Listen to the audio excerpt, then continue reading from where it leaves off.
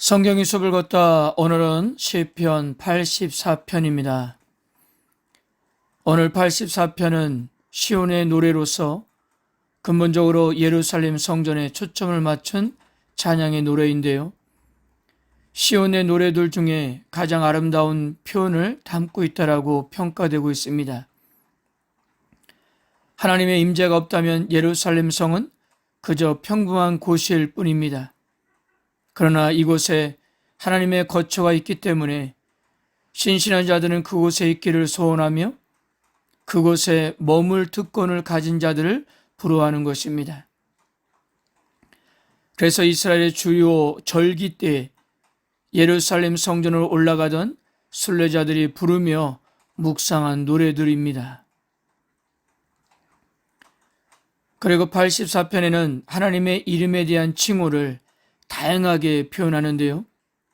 1절, 3절, 8절, 12절에서는 만군의 여호와로, 2절에서는 하나님을 살아계신 하나님으로, 3절에서는 왕으로, 8절에서는 만군의 하나님 여호와 야곱의 하나님으로, 그리고 11절에서는 해와 방패로, 12절에서는 여호와 주라고 그렇게 불리는데요. 이처럼 하나님에 대한 풍성한 묘사는 순례자들이 거룩한 성으로 여행하며 예배하려는 대상이 바로 하나님이시라는 것을 알 수 있는 것입니다. 그분은 전능한 하나님이시며 은혜와 영광의 하나님이십니다.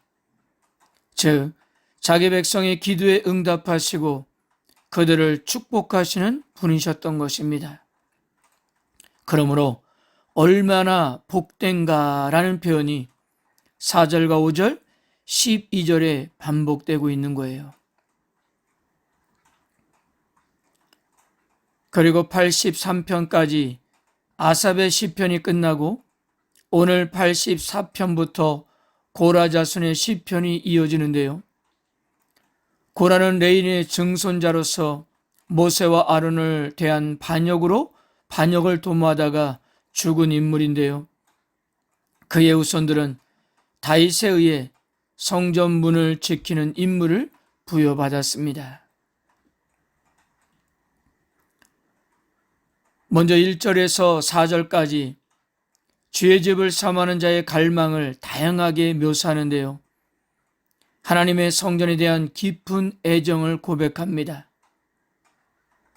성전은 단순히 사랑스럽게 보이는 장소나 혹은 미학적으로 기쁨을 주는 장소라는 것에 머물지 않고 성도들의 큰 사랑을 받는 곳입니다. 왜냐하면 이것은 절대 주권이 하나님께서 머무시는 장소이기 때문입니다. 여호와는 절대 주권이 하나님이시기 때문에 시인은 그분의 임재가 있는 장소, 곧 은혜와 영광의 장소에 머물기를 간절히 원했던 것입니다.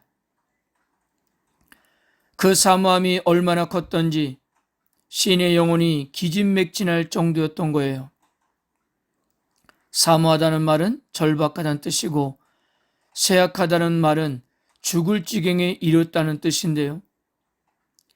시인은 자신이 얼마나 성전을 사모하는지 제단 곁에서 자유롭게 집을 짓고 새끼를 위한 보금자리를 마련한 새들이 부러워할 정도였던 거예요. 그리고 이렇게 새들을 관찰한 것은 그곳에서 섬길 특권을 가진 사람들과 비교하기 위함인데요. 비천한 새들조차 성전에 머물 특권이 있다면 하물며 거기에 머무는 사람들은 얼마나 복이 있는 것인가입니다. 말하자면 이 부분이 시인이 말하고자 하는 핵심이에요. 즉, 하나님과 함께 거하는 자들이 너무나도 부럽다는 것입니다. 복이 있나니라는 표현은 시편 1편에서 나오는 아수르와 같은 표현인데요. 한마디로 행복하다는 의미입니다. 5절에서 7절까지 하나님의 집에 거하는 것이 가장 축복이라고 생각했던 시인은 절기를 지키기 위해 시온을 향하여 순리하는 이들의 행복을 묘사합니다. 5절에서 시온의 대로는 예루살렘 성전에 있는 시온산으로 향하는 순례길을 의미하는 것인데요. 이렇게 이해하면 이건 물리적으로 존재하는 대로가 아닙니다. 히브리 말 메실라는 그야말로 잘 닦인 큰 길을 뜻하는데요. 하지만 팔레스타인 어디에서 오든 예루살렘으로 오는 길은 험했기 때문이었습니다. 이스라엘 북쪽에서 예루살렘으로 내려오려면 높은 산과 깊은 골짜기를 통과해야 했고요. 남쪽에서 온다고 해도 마찬가지였습니다. 남부지방에서 예루살렘으로 올라오려면 사막과 광야를 거쳐야 했습니다. 그게 싫으면 지중 해변을 따라 놓인 해변길로 올라가야 하는데 거긴 블레셋 사람이 살고 있어서 가능한 일이 아니었습니다. 그래서 6절에서 이 길을 눈물의 골짜기라고 표현했던 것이 아닐까 해요. 결코 순탄한 길이 아니었기 때문입니다. 그러니까 쉽게 정리하면 이 시온대로는, 즉 잘 닦인 큰 길은 실제적으로 존재하는 길이 아니라 시온을 갈망하는 시인의 마음에 존재하는 대로였던 것입니다. 간절한 마음으로 하나님을 바라보고 그분에게 이르는 영혼의 길이 바로 시온의 대로였던 거예요. 그러니까 마음에 있는 시온의 대로는 그런 까닭으로 어디든지 연결될 수가 있습니다. 시간과 공간 그리고 환경과 여건에 자유되지 않습니다. 어떤 조건 하에 있든지 고통스럽든지 눈물을 흘리든지 상관없이 마음이 하나님께로 연결되는 것이 가능했기 때문입니다.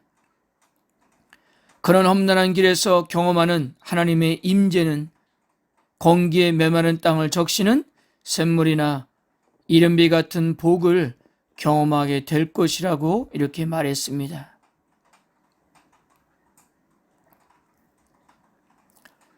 8절에서 9절까지 시인은 만군의 하나님 여호와를 찾으며 강력한 하나님이 간섭해 달라고 기도하는데요.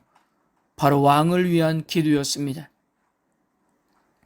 9절에서 우리의 방패이신 하나님이여 라고 해서 방패이신 하나님을 지칭하는 것이 아니라 세번역 성경에서 번역된 대로 하나님 우리의 방패를 돌보아 주십시오 라는 것과 뒤따르는 주께서 기름 부으신 자와 함께 왕을 가리킨다고 보면 되겠습니다. 어떤 위기나 어려움이 있을 수 있고 아니면 순례자들이 그 나라를 지켜야 하는 왕을 위해 기도하는 것이 의무일 수도 있습니다. 마지막 10절에서 12절까지 하나님의 성전에서 그분의 임재를 경험하는 것이 무엇보다도 복되다는 사실을 극적인 대조로 통해서 표현됩니다. 먼저 시각적인 측면에서 성전에서의 하루와 다른 곳에서의 천일을 대조하고 다음으로 공간적인 측면에서 악인의 장막 안과 성전 문지기를 대조합니다. 즉 악인의 장막에서 화롭게 사는 것보다 불편하게 하나님 집의 문지방에서라도 거하는 것이 훨씬 낫다는 거예요. 그만큼 성전에서 하나님을 예배하고 교제하는 일이 비교할 수 없이 좋다는 그런 고백이었던 거예요.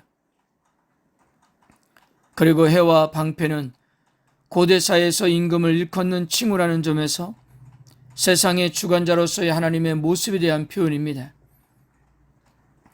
임금이시고 통치자인 하나님은 정직하게 살아가는 이들, 늘 한결같은 모습으로 살아가는 이들에게 은혜와 영화를 베푸시며 좋은 것을 마다하지 않으시는데요. 이런 은혜를 누리는 자들은 정말 복 있는 사람이고 행복한 사람이었던 것입니다. 사랑하는 성도 여러분, 여러분들은 제비나 참새를 부러워해 본 적이 있습니까? 무엇보다도 그들이 집을 지은 장소를 머리에 떠올리면서 질투가 난 적이 있어요? 간혹 보이는 가로수 나무의 까치집을 보면서 그것이 부럽다고 느껴보신 적이 있으십니까? 우리는 한 번도 부러워 본 적이 없을 거예요. 그런데 오늘 시인은 새들이 제단 곁에서 집을 짓고 사는 모습을 엄청나게 부러워했습니다. 그것은 다른 이유가 아니라 그것이 바로 하나님께서 계시는 곳이었기 때문입니다. 오죽했으면 성전에서의 하루와 다른 곳에서의 천일을 대주했겠습니까? 그리고 악인의 장막에서 화롭게 사는 것보다 불편할지라도 하나님의 집의 문지방에서라도 거하는 것이 훨씬 낫다라고 했을까요? 그만큼 성전에서 하나님을 예배하고 교제하는 일이 비교할 수 없이 좋다는 것이었어요. 그곳에서 누리는 하나님의 은혜와 영화, 그리고 좋은 것을 마다하지 않으시고 주시는 하나님의 공급하심을 경험하는 것이야말로 이것이 바로 시인이 생각했던 복이었던 것이고요. 행복이었던 것입니다.